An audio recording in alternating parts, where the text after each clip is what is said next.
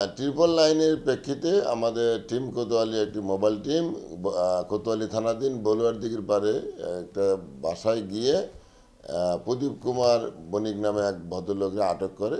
পরে জানা যায় যে সে তার নিজের মেয়ে কে ধর্ষণ করেছে।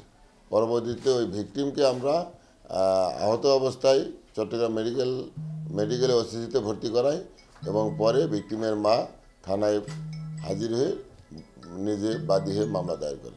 ট্রিপল লাইনের কল কে দিছে এটা তো জানা সম্ভব হয়নি। বাদিনীর অভিযোগ যে তার হাজব্যান্ড সে ওই সিকিউরিটির চাকরি করে, সে বাসায় থাকা অবস্থায় তার দুই মেয়ে, বড় মেয়ে স্কুলের কোচিং করতে যাওয়ার সময় ওই ছোট মেয়ে তার বাসায় একা ছিল গতকাল।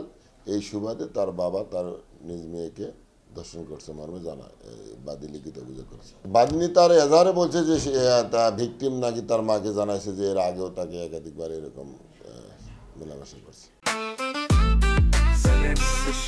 জেনেক্সে শিফট করো, লাইফকে লিফট করো। এ পর্যন্ত আমরা জেনেছি যে সে তার নিজের সন্তান হিসেবে বলেছে।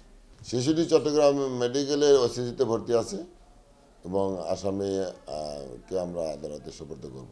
অ্যাকচুয়ালি এটা তদন্তের বিষয়, তদন্তে এটা সব ডিটেলস বেরিয়ে আসবে।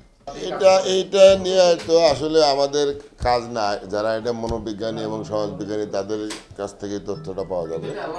যে কোনো ঘটনায় যে কোনো অপরাধী তো সমাজের জন্য অ্যালার্মিং, তো এটা তো আরও একটু চাঞ্চল্যকর, সেই ক্ষেত্রে এটা আসলেই অ্যালার্মিং। আমাদের পুলিশি কার্যক্রম অব্যাহত আছে এবং যে কোনো ঘটনার বিষয়ে আমরা তদন্তপূর্বক আইনগত ব্যবস্থা গ্রহণ করব। না, এটা এখন জটিলতাটা নিরসন হতেছে। কিছু ডিএনএ রিপোর্ট আমাদের অলরেডি আমরা পেয়েছি এবং মামলা নিষ্পত্তি হয়ে গেছে। না, শুধু আমাদের নট অনলি কোতোয়ালি, সিএমপির সহ চট্টগ্রাম রেঞ্জের ম্যাক্সিমাম মামলা, ধর্ষণ মামলা ডিএনএ রিপোর্টের অপেক্ষা মুলতবি ছিল। এটা আমাদের সিনিয়র স্যারদের উদ্যোগে এই ডিএনএ রিপোর্ট আমরা প্রাপ্তি সাপেক্ষে মামলা দ্রুত নিষ্পত্তি করতেছি। আমাদের অনেকগুলো লং পেন্ডিং মামলা, যেগুলো শুধুমাত্র ডিএনএ রিপোর্ট, ফরেন্সিক রিপোর্ট এগুলোর জন্য পেন্ডিং রয়ে গেছে।